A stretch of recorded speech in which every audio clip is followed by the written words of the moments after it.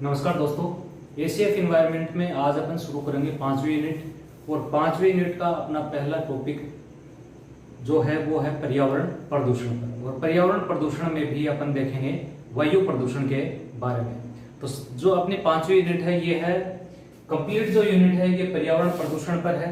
तो इसमें पहले अपन देख लेते हैं कि पर्यावरण प्रदूषण क्या होता है, फिर इसके पश्चात अपन देखेंगे कि वायु प्रदूषण क्या होता है। Unit 5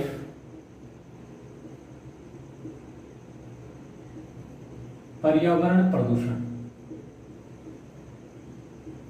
environment pollution. Environment pollution ज्यादातर स्टूडेंट का ये इन्वायरमेंट पोल्यूशन जो है ये पढ़ा हुआ है इन्वायरमेंट में, चाहे वो किसी भी स्ट्रीम से हो। लेकिन फिर भी इसमें कुछ ऐसी चीजें हैं जो अपन डिस्कस करेंगे, एग्जाम के पॉइंट ऑफ व्यू से आपके लिए कारगर साबित होगी। दूसरा, जिन स्टूडेंट को नोट्स की आवश्यकता है वो व्हाट्सएप कर सकते हैं 7568964662 पर। यहां पर आप व्हाट्सएप कर सकते हैं। यूनिट 5 में सबसे पहले अपन देखेंगे कि प्रदूषण क्या होता है। प्रदूषण क्या होता है? प्रदूषण या पोल्यूशन।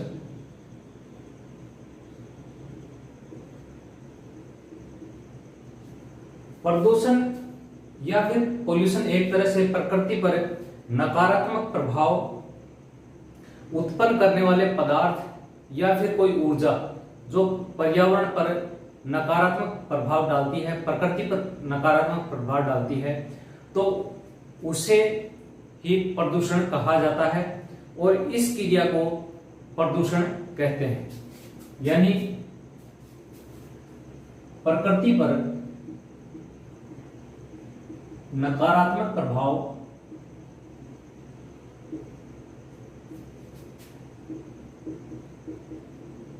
डालने वाले, नकारात्मक प्रभाव डालने वाले पदार्थ या ऊर्जा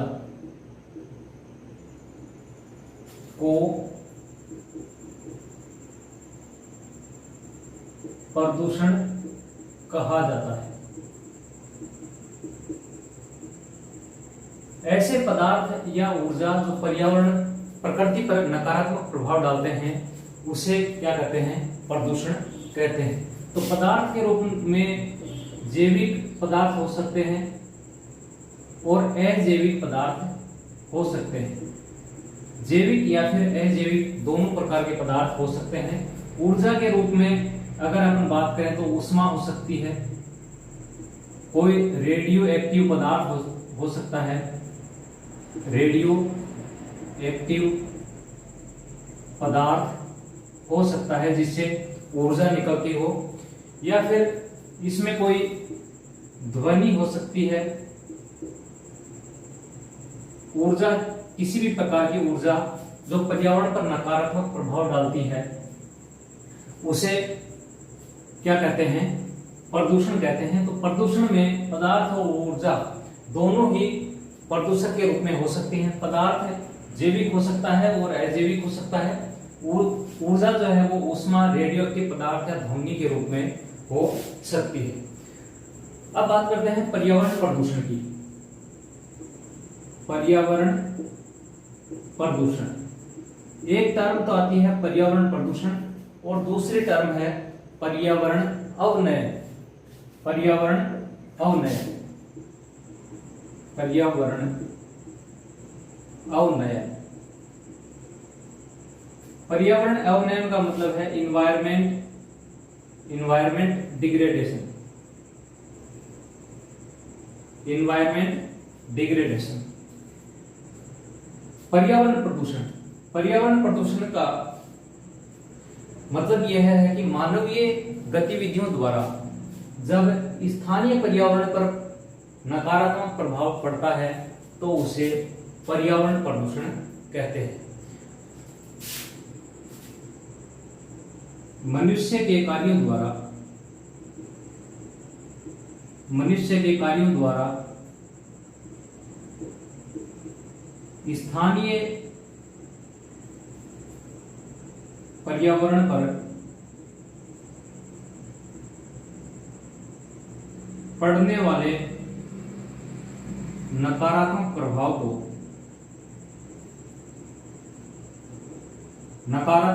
को पर्यावरण प्रदूषण कहते हैं। पर्यावरण प्रदूषण कहते हैं। पर्यावरण अवनयन क्या है? ये पर्यावरण अवनयन भी एक तरह से पर्यावरण प्रदूषण का एक प्रकार है, लेकिन इसमें स्थानीय, प्रादेशिक या वैश्विक स्तर पर, स्थानीय, प्रादेशिक या वैश्विक स्तर पर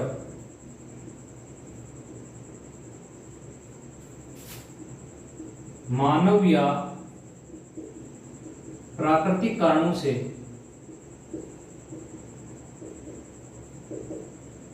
पर्यावरण पर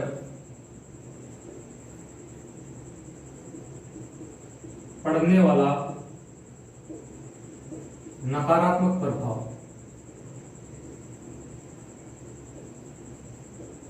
क्या कहलाता है? पर्यावरण अवनयन या फिर इन्वायरमेंट डिग्रेडेशन कहलाता है। पर्यावरण प्रदूषण जो है वो स्थानीय स्तर पर, जबकि पर्यावरण अवनयन स्थानीय, प्रादेशिक और वैश्विक स्तर पर जब पर्यावरण पर नकारात्मक प्रभाव पड़ता है तो उसे पर्यावरण अवनयन कहते हैं।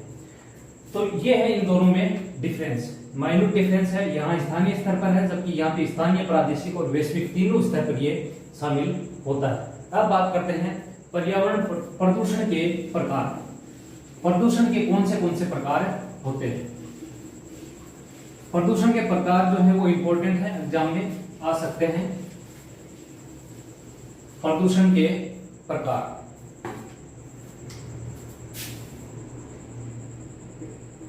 प्रदूषण के प्रकार, type of pollution, type of pollution, प्रदूषण के प्रकार। प्रदूषण के प्रकारों को उत्पत्ति के आधार पर, अवस्था के आधार पर, स्वरूप के आधार पर या फिर निस्तारण के आधार पर चार भागों में अपन बांट सकते हैं। इसको अपन चार भागों में बांट सकते हैं। उत्पत्ति के आधार पर, उत्पत्ति स्रोत के आधार पर, दूसरा है अवस्था के आधार पर, तीसरा है स्वरूप के आधार पर और चौथा है निस्तारण के आधार पर। चार प्रकार से पर्यावरण प्रदूषण के जो प्रकार हैं उनको अपन चार प्रकार से विभाजित कर सकते हैं। उत्पत्ति या फिर ओरिजिन, अवस्था यानी स्टेज, ठोस है, द्रव है या फिर गैस है। स्वरूप के आधार पर, स्वरूप का मतलब इसमें यह है कि इसमें जो पर्यावरण, जो प्रदूषक जो है वो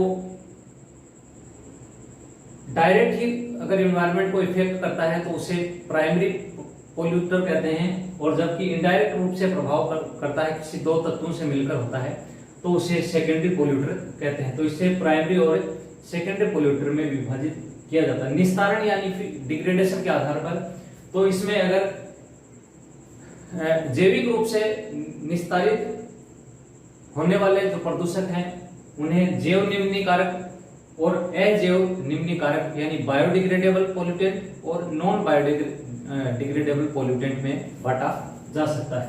तो उत्पत्ति के आधार पर, ओरिजिन के आधार पर इसे मानवजनित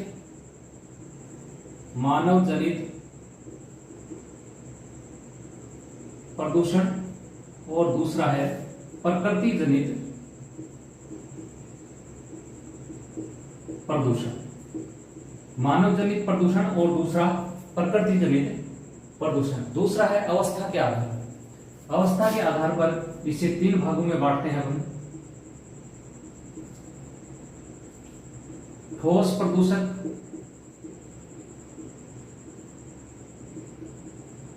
गैसीय प्रदूषक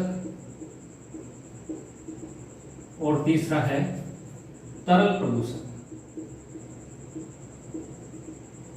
ठोस, गैस और तरल प्रदूषक। तीसरा है स्वरूप के आधार पर। स्वरूप के आधार पर इसको दो भागों में बांटते हैं अपन, प्राथमिक प्रदूषक और दूसरा है द्वितीयक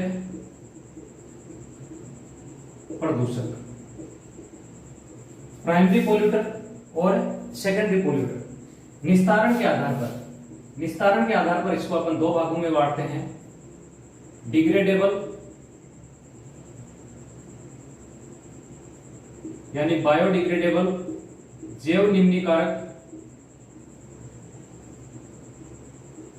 और दूसरा है नॉन बायोडिग्रेडेबल,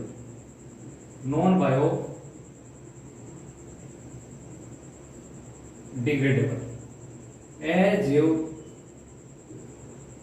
निम्नीकारक। इस प्रकार से इसको अपन इतने भागों में बांट सकते हैं। प्रदूषण के आधार पर प्रदूषण के प्रकार हैं उत्पत्ति, अवस्था, स्वरूप और निस्तारण। मुख्य रूप से ये चार भाग हो गए, उत्पत्ति के आधार पर, अवस्था के आधार पर, स्वरूप के आधार पर और निस्तारण के आधार पर। उत्पत्ति के आधार पर दो भागों में, मानव जनित और प्रकृति जनित। अवस्था के आधार पर ठोस, द्रव और गैस के रूप में। स्वरूप के आधार पर प्राथमिक और द्वितीयक। निस्तारण के आधार पर बायोडिग्रेडेबल और नॉन बायोडिग्रेडेबल। अब इन सबको अपन थोड़ा विस्तार में देखेंगे। उत्पत्ति के आधार पर दो भागों में बांटते हैं, इसको अपन विस्तार से देख लेते हैं। अब बात करते हैं उत्पत्ति के आधार पर। तो उत्पत्ति के आधार पर मानव जनित जो प्रदूषक होते हैं, इसमें जैसे मानव जनित में लकड़ी, कोयला, पेट्रोलियम,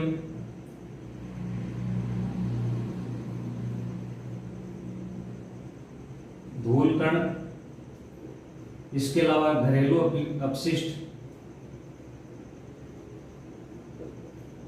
इनसे जब पर्यावरण प्रदूषित होता है तो इसे मानव जनित प्रदूषण कहते हैं। प्रकृति जनित प्रदूषण में भूकंप,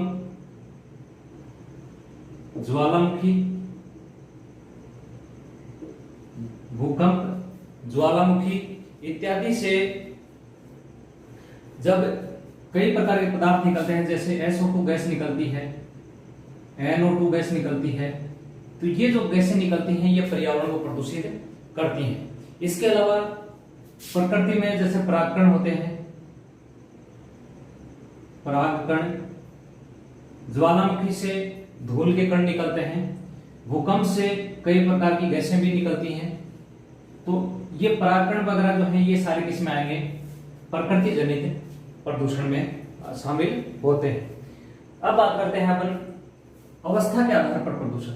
अवस्था के आधार पर प्रदूषक ठोस, गैस और तरल, तीन प्रकार के ये होते हैं।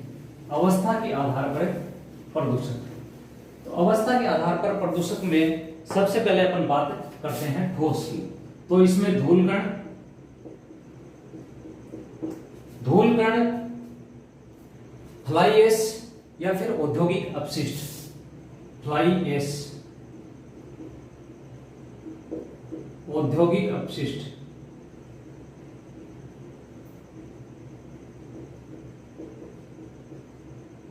जो कि ठोस के रूप में होते हैं, तो उन्हें क्या कहेंगे अपन? ठोस प्रदूषक। गैसीय प्रदूषक में जैसे carbon monoxide, CO2, SO2, SO3, nitrogen के ऑक्साइड, तो ये सारे जितने भी हैं ये गैसीय प्रदूषक कहलाते हैं। तीसरा है तरल प्रदूषक। तरल प्रदूषक के रूप में यूरिया जो है वो तरल प्रदूषक में आती है।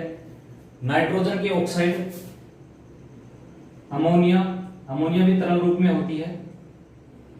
नाइट्रोजन ऑक्साइड, तो ये जितने भी हैं ये सारे तरल प्रदूषक में शामिल होते हैं। ये सभी किसमें आएंगे? तरल प्रदूषक में। तो अवस्था के आधार पर ठोस प्रदूषक, गैसीय प्रदूषक और तरल प्रदूषक। तरल प्रदूषक में अमोनिया, यूरिया, नाइट्रोजन के ऑक्साइड। तीसरा है आपके स्वरूप के आधार पर। स्वरूप के आधार पर प्रदूषकों को दो श्रेणियों में बांटा जाता है, प्राथमिक प्रदूषक और दूसरा है द्वितीयक प्रदूषक। प्राथमिक प्रदूषक वो प्रदूषक होते हैं जो अपनी अवस्था में परिवर्तन किए बिना ही मूल रूप में ही पर्यावरण को प्रभावित करते हैं। प्राथमिक प्रदूषक ऐसे प्रदूषक जो अपनी मूल अवस्था में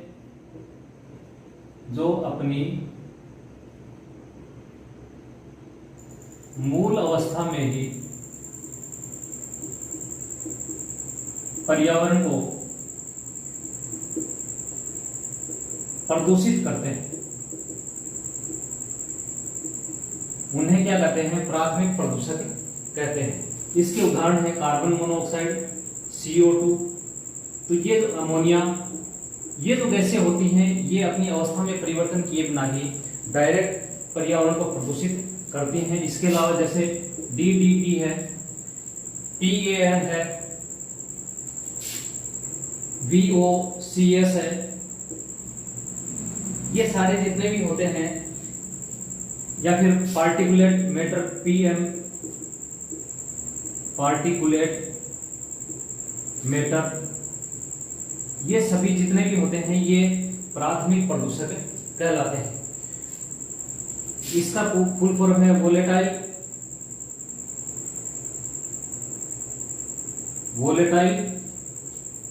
ऑर्गेनिक कंपाउंड्स।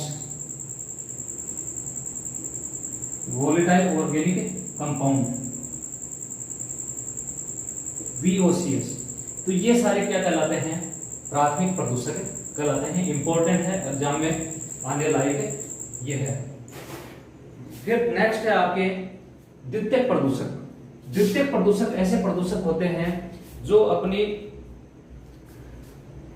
पर्यावरण में किसी अन्य उत्पाद के साथ अभिक्रिया करके नए उत्पाद बनाते हैं, उन्हें द्वितीयक प्रदूषक कहते हैं। द्वितीयक प्रदूषक। प्राथमिक प्रदूषक जब वातावरण में उपस्थित अन्य पदार्थों के साथ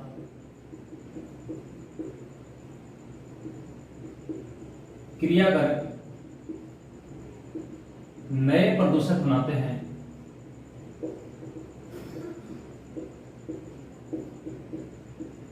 तो उन्हें द्वितीयक प्रदूषक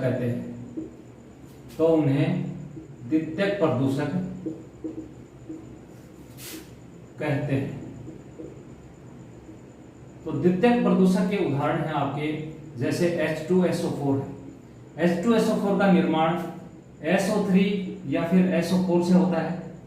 इसी प्रकार HNO3 या HNO4, नाइट्रोजन के ऑक्साइड, ये सारे किसके उदाहरण हैं? द्वितीयक प्रदूषक के उदाहरण हैं। इसके अलावा PAN, पर ऑक्सी एसिटाइल नाइट्रेट, जिसका निर्माण भी नाइट्रोजन और ऑक्सीजन तथा ओजोन जो होती है उससे इसका निर्माण होता है, पर ऑक्सी एसिटाइल नाइट्रेट। इसके अलावा H2O2। तो ये सारे जितने भी उदाहरण हैं ये सभी द्वितीयक प्रदूषक के उदाहरण हैं। तो द्वितीयक प्रदूषक में इसमें ओजोन गैस भी आती है। ओजोन गैस भी द्वितीयक प्रदूषक में ही आती है, क्योंकि ऑक्सीजन के साथ जब एक मुक्त मूलक जुड़ता है तो O3 का निर्माण होता है। तो ये ओजोन जो है ये जब सौरमंडल में होती है तब ये प्रदूषक की भांति कार्य करती है। अब बात करते हैं आपके निस्तारण के आधार पर प्रदूषक। चौथा है निस्तारण के आधार पर प्रदूषक। निस्तारण के आधार पर प्रदूषकों को दो भागों में बांटा जाता है, बायोडिग्रेडेबल और नॉन बायोडिग्रेडेबल। बायोडिग्रेडेबल वो होते हैं जिनको सूक्ष्म जीवों द्वारा विघटित किया जा सकता है, सूक्ष्म जीवों द्वारा विघटित प्रदूषक। जैसे एग्जाम्पल की बात करें तो इसमें सीवेज या फिर कृषि अपशिष्ट या फिर पशु अपशिष्ट, घरेलू अपशिष्ट, ये जो होते हैं ये आसानी से ही जीवों के द्वारा डिग्रेड हो जाते हैं, विघटित कर दिए जाते हैं। नेक्स्ट है इसी में नॉन बायोडिग्रेडेबल, जिन्हें जीवों द्वारा विघटित नहीं किया जा सकता है।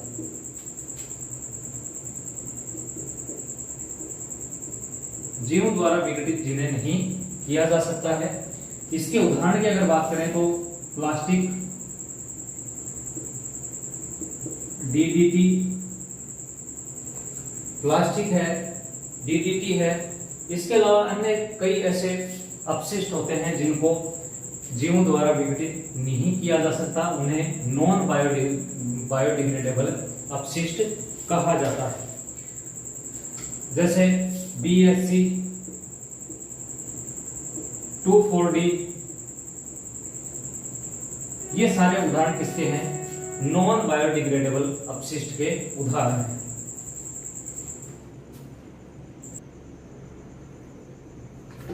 अब बात करते हैं वायु प्रदूषण। वायु प्रदूषण क्या होता है? वायु प्रदूषण एक तरह से वायु का जो संगठन होता है उसमें जब परिवर्तन आ जाता है तो उसे ही वायु प्रदूषण कहा जाता है।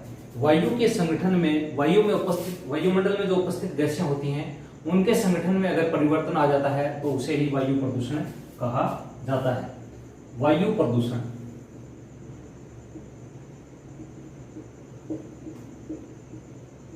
वायु प्रदूषण, एयर पोल्यूशन,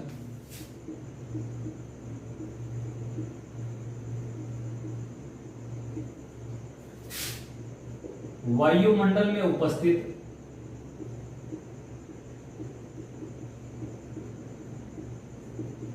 गैसों के संगठन में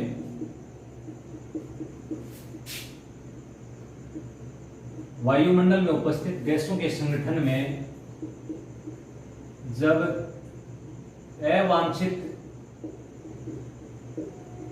परिवर्तन आ जाता है तो उसे वायु प्रदूषण कहा जाता है। तो उसे वायु प्रदूषण कहते हैं। इसे क्या कहते हैं अपन? वायु प्रदूषण कहते हैं। वायु प्रदूषण प्राकृतिक या मानव जनित हो सकता है। तो वायु प्रदूषण के अगर स्रोत की बात करें, वायु प्रदूषण के स्रोत तो ये दो प्रकार से होते हैं, मानव जनित और प्राकृतिक स्रोत। प्राकृतिक स्रोत, दूसरा है मानव जनित स्रोत। प्राकृतिक स्रोत की अगर बात करें तो इसमें जैसे है वन अग्नि, वनों में लगने वाली अग्नि से वायु प्रदूषण हो जाता है। ज्वालामुखी, ज्वालामुखी से भी कई प्रकार की गैसें और धूलकण निकलते हैं जिससे वायुमंडल प्रभावित होता है। तीसरा है पेड़ पौधों से,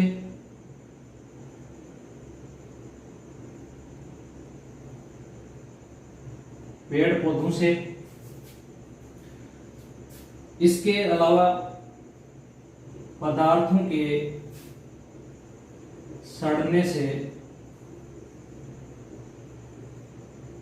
निकलने वाली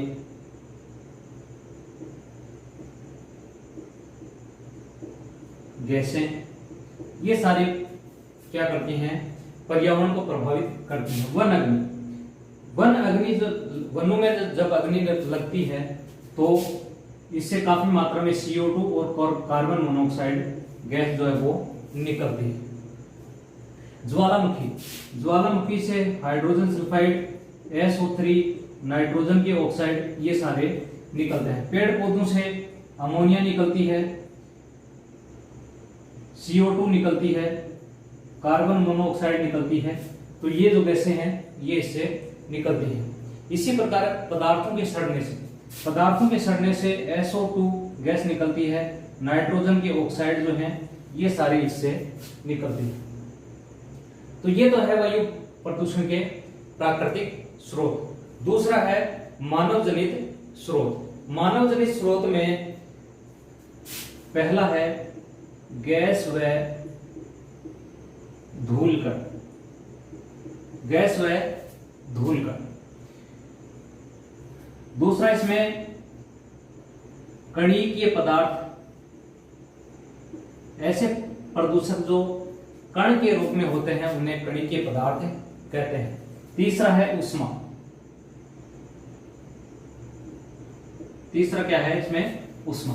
गैस और धूल के कण, गैस और धूल के कण जो होते हैं ये लकड़ी या फिर कोयला जलने से निकलती है, लकड़ी या फिर कोयला जलने से निकलती हैं।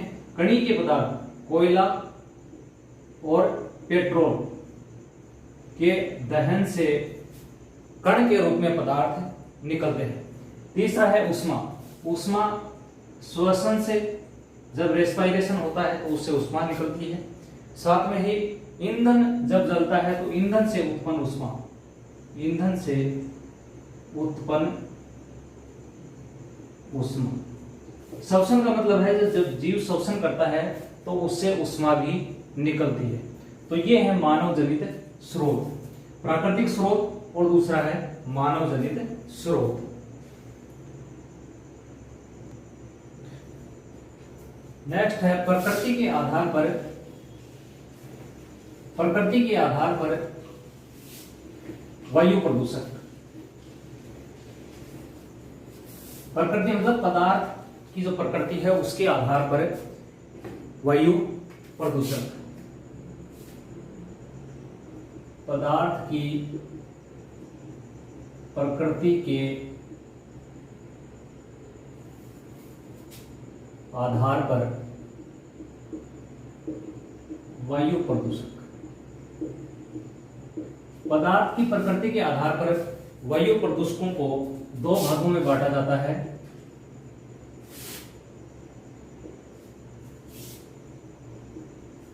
दो भागों में इनको बांटते हैं, गैसीय वायु प्रदूषक, गैसीय वायु प्रदूषक, और दूसरा है कणीय वायु प्रदूषक। गैसीय वायु प्रदूषक और दूसरा है कणीय वायु प्रदूषक। गैसीय वायु प्रदूषक जो है इन्हें स्रोत के आधार पर, स्रोत के आधार पर इनका वर्गीकरण अपन करेंगे। स्रोत के आधार पर गैसीय वायु प्रदूषक जो है वो 5 प्रकार के होते हैं। पहला है जीवाश्म ईंधन से, जीवाश्म ईंधन से। दूसरा है एरोसोल या रेफ्रिजरेटर, एरोसोल या रेफ्रिजरेटर, एरोसोल या फिर रेफ्रिजरेटर। तीसरा है गंधक युक्त, गंधक या सल्फर युक्त जीवाश्म ईंधन, वायुयान, वायुयान। और पांचवा है मवेशी व खेती से। तो ये जो है ये सारे हैं गैसीय वायु प्रदूषक, स्रोत के आधार पर जिनका वर्गीकरण किया जाता है।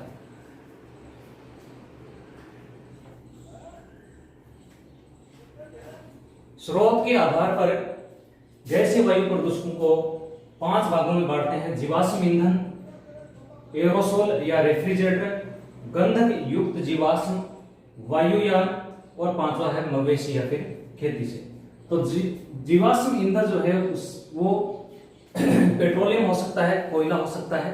तो इससे कार्बन मोनोऑक्साइड निकलती है, CO2 गैस निकलती है और SO2 गैस निकलती है, साथ में ही नाइट्रोजन के ऑक्साइड भी इसमें निकलते हैं। एरोसोल और रेफ्रिजरेटर, एरोसोल और रेफ्रिजरेटर से मुख्य रूप से जो गैस निकलती है वो है क्लोरोफ्लोरोकार्बन, जो कि शोक मंडल में ओजोन परत को प्रभावित करती है। फिर है गंधक युक्त जीवाश्म, गंधक युक्त जीवाश्म जिसमें सल्फर मिलता है उसे गंधक युक्त जीवाश्म कहते हैं। यानी इस पर सल्फर कंटेनिंग जो फॉसिल फ्यूल होते हैं जैसे पेट्रोलियम और डीजल, पेट्रोलियम तथा डीजल। नेक्स्ट है वायुयान, वायुयान से सर्वाधिक नाइट्रोजन के ऑक्साइड निकलते हैं। नाइट्रोजन के ऑक्साइड सर्वाधिक वायुयान से जो धुआं निकलता है उसमें से नाइट्रोजन के ऑक्साइड होते हैं। मवेशी और खेती, मवेशी और खेती से मीथेन गैस निकलती है, मीथेन, अमोनिया जिसे बोलते हैं। अमोनिया ग्लोबल वार्मिंग में योगदान देती है, इसलिए वायु प्रदूषक है। दूसरी बात करते हैं कणीय वायु प्रदूषक की। कणीय वायु प्रदूषक जो है वो ठोस कणों के रूप में हो सकते हैं। ये कणीय वायु प्रदूषक जो होते हैं ये ठोस कण के रूप में रहते हैं, लेकिन कणीय वायु प्रदूषक जो है वो ठोस तथा तरल का मिश्रण हो सकते हैं। ठोस व तरल का मिश्रण, किसका मिश्रण होते हैं? ठोस तथा तरल का मिश्रण होते हैं। कणों के आधार पर इनको 5 भागों में अपन बांटते हैं। कणों के आकार के आधार पर, कणों के आकार के आधार पर वर्गीकरण, कणों के आकार के आधार पर इसको 4 भागों में बांटते हैं। तो ये 4 भाग कौन से हैं? ये 4 भाग अपन अभी देख लेते हैं। इसमें कणों के आधार पर कणीय वायु प्रदूषक,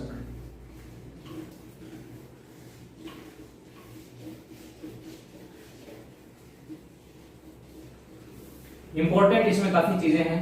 कणों के आधार पर कणीय वायु प्रदूषक, कणों के आधार पर कणीय वायु प्रदूषक। कणों के आधार पर कणीय वायु प्रदूषक 5 प्रकार के होते हैं। इसमें 5 प्रकार कौन से हैं? पहला है एरोसोल, एरोसोल, एरोसोल। दूसरा है suit and foam, suits and foam. तीसरा है PM, particulate matter, particulate matter PM। चौथा इसमें है फ्लाई एश, फ्लाई एश। और 5वां है SPM, suspended particulate matter, SPM, suspended particulate matter. ये 5 प्रकार के कणों के आकार के आधार पर कणीय वायु प्रदूषक को अपन 5 भागों में बांटते हैं। एरोसोल जो होते हैं, अब इनकी डिटेल में अपन चर्चा करते हैं। एरोसोल जो होते हैं ये तरल व ठोस कण होते हैं, ये तरल व ठोस कण होते हैं, तरल व ठोस के रूप में ये रहते हैं। इनका आकार जो है, आकार इनका 1 से 10 माइक्रोन होता है, आकार इनका 1 से 10 माइक्रोन होता है। ये कोलाइडी कण होते हैं, कोलाइडी कण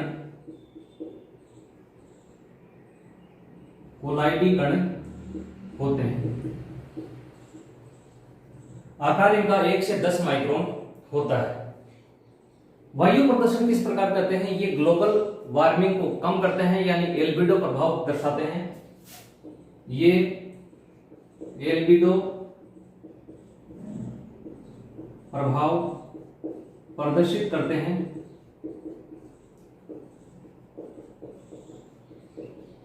ग्लोबल वार्मिंग कम करते हैं, यानी पृथ्वी का टेम्परेचर जो है इनके कारण क्या हो जाता है? कम हो जाता है। पृथ्वी का टेम्परेचर इनके कारण क्या हो जाएगा? कम हो जाता है। इसी को एल्बिडो प्रभाव कहते हैं। तो इसकी उत्पत्ति जो है, अगर इनकी उत्पत्ति की बात करें एरोसोल की, तो इनकी उत्पत्ति होती है आपके बिजली घर से। उत्पत्ति के स्रोत बिजली घर, इसके अलावा औद्योगिक क्षेत्र, जीवाश्म ईंधन,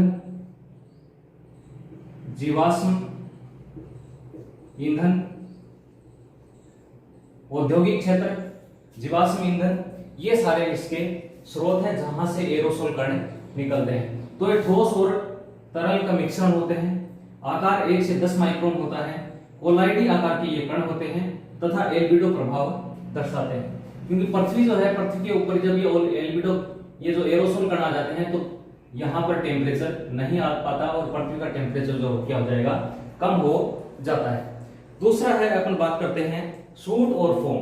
सूट और फोम जो होते हैं ये एरोसोल से छोटे आकार के कण होते हैं। सूट और फोम जो है ये एरोसोल से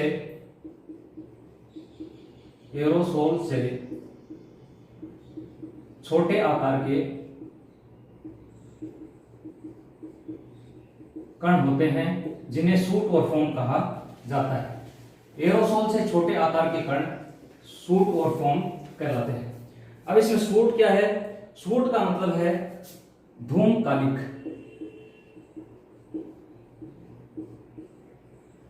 सूट्स का मतलब है धूमकालिक, जिसमें धुआं भी हो और कालिक भी हो, धूमकालिक इसे कहते हैं। दूसरा है फ्यूम। फ्यूम है वाष्पयुक्त कालिक, जिसमें साथ में नमी हो, उसे फ्यूम कहते हैं। इनके उत्पत्ति स्रोत जो पदार्थ जब अपन जीवाश्म ईंधन को जलाते हैं तो उसके साथ में कुछ नमी भी आ जाती है, तो उससे सूट और फोम का निर्माण होता है। फिर है पार्टिकुलेट मैटर। पार्टिकुलेट मैटर जो होते हैं ये 10 माइक्रोन से बड़े आकार के कण होते हैं। 10 माइक्रोन से बड़े आकार के कण,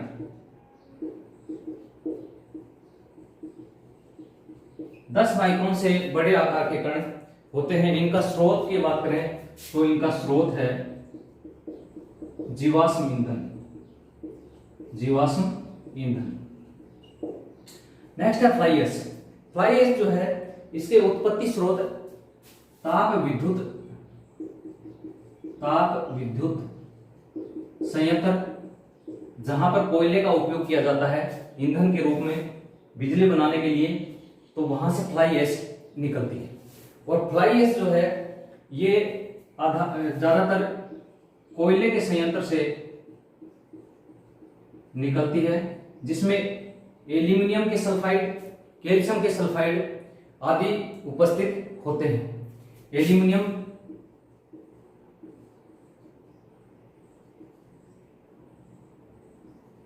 सल्फाइड,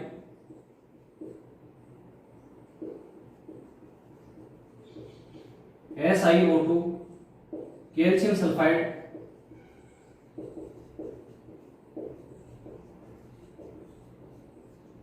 होते हैं। इन्हें क्या कहते हैं? फ्लाई ऐश कहते हैं।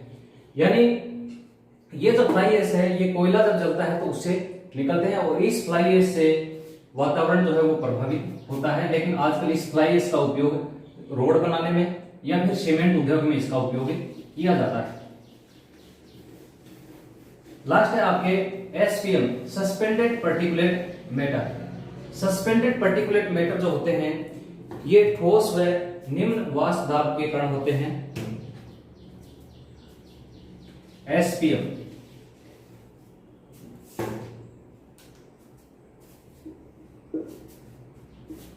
ठोस व निम्न वाष्प दाब वाले कण होते हैं जिन्हें एसपीएम, सस्पेंडेड पर्टिकुलेट मैटर कहते हैं। इनका आकार 0.01 माइक्रोन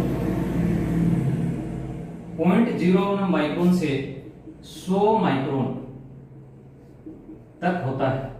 0.01 माइक्रोन से 100 माइक्रोन तक इनका आकार होता है। इसका स्रोत है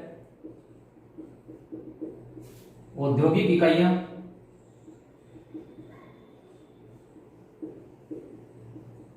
औद्योगिक इकाइयों से ये सस्पेंडेड पार्टिकुलेट मैटर निकलते हैं।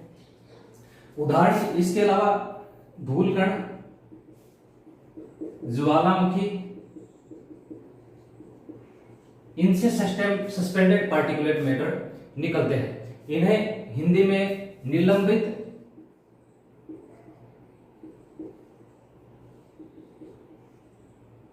ठोस कण कहते हैं। निलंबित ठोस कण इन्हें कहा जाता है। इनका आकार PM10, PM2.5 हो सकता है। PM10 का मतलब है कि 10 माइक्रोमीटर से छोटे आकार के कण।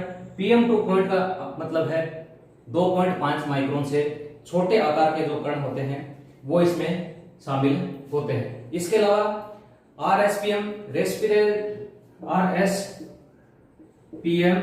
रेस्पिरेबल suspended particulate matter, respirable suspended particulate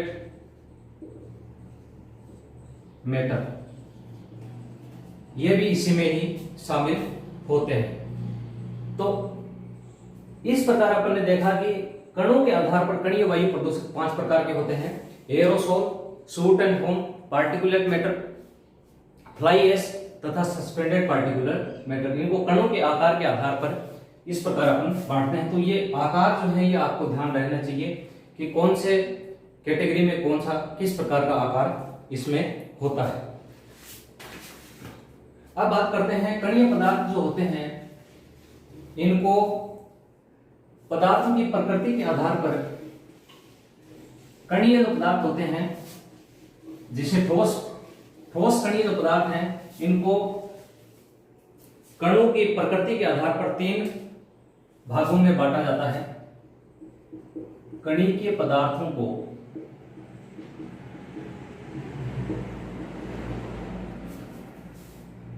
प्रकृति के आधार पर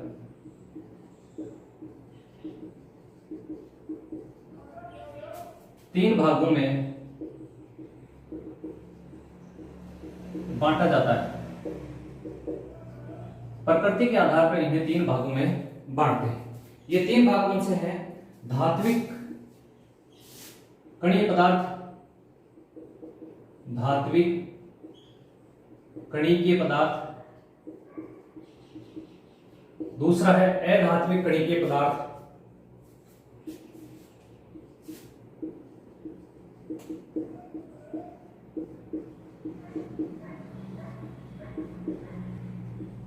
और तीसरा है जैविक कणिकीय पदार्थ।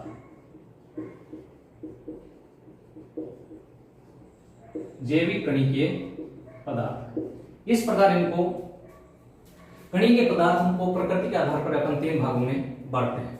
धात्विक कणिकीय पदार्थ जो होते हैं वो इसके अगर उदाहरण की बात करें तो ये धातु से निर्मित होते हैं। सीसा है, एल्यूमिनियम है, जिंक है, कैडमियम है, कॉपर है, ये सारे जो होते हैं ये धात्विक कणी के पदार्थ कहलाते हैं। अधात्विक कणी के पदार्थ में एस्बेस्टोस, सिलिका, एस्बेस्टोस, सिलिका, इसके अलावा सिरेमिक्स, ये सारे क्या कहलाते हैं? अधात्विक कणीय पदार्थ हैं। जैविक कणीय पदार्थ में जैसे आपके वायरस हो गए, परागकण हो गए, वायरस, परागकण, ये सारे अधात्विक जैविक कणीय पदार्थ कहलाते हैं। तो पदार्थों की कणीय पदार्थ जो होते हैं उनकी प्रकृति के आधार पर 3 भाग: जैविक, धात्विक तथा अधात्विक। अब बात करते हैं कुछ अन्य प्रदूषक जो महत्वपूर्ण हैं, जिसमें एक है फोटोकेमिकल स्मोक।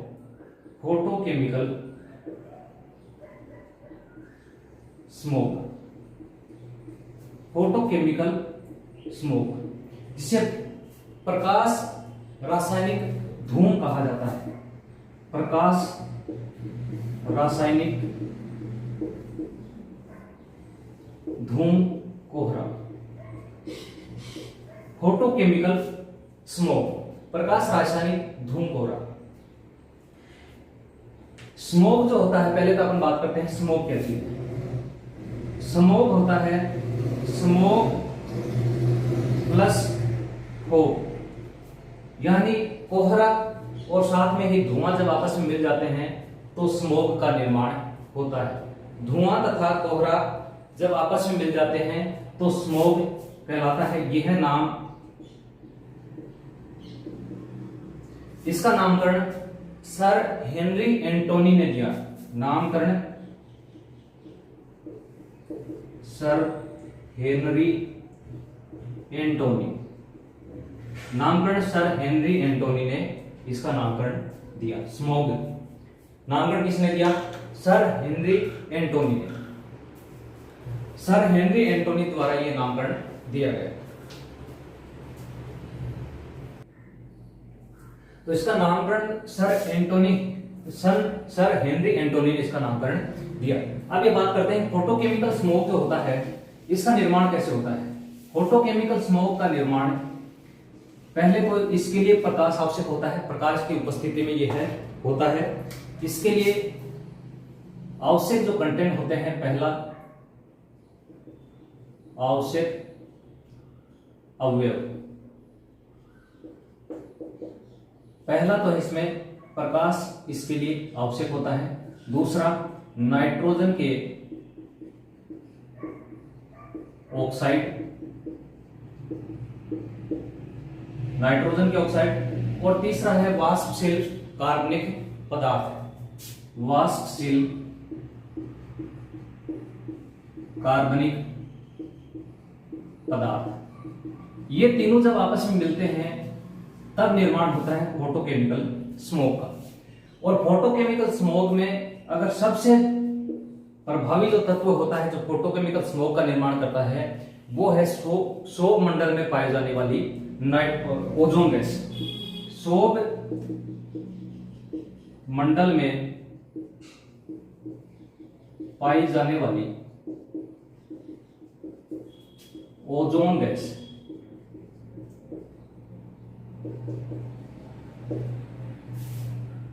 फोटोकेमिकल स्मोग का मुख्य कारण है।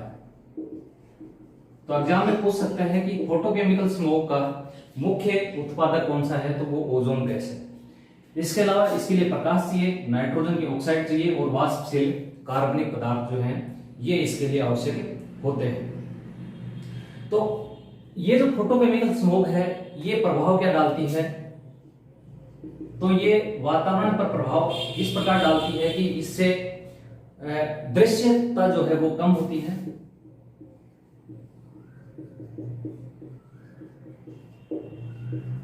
यानी इससे कोहरा हो जाता है और दृश्यता इससे कम हो जाती है। त्वचा संबंधी रोग हो जाते हैं,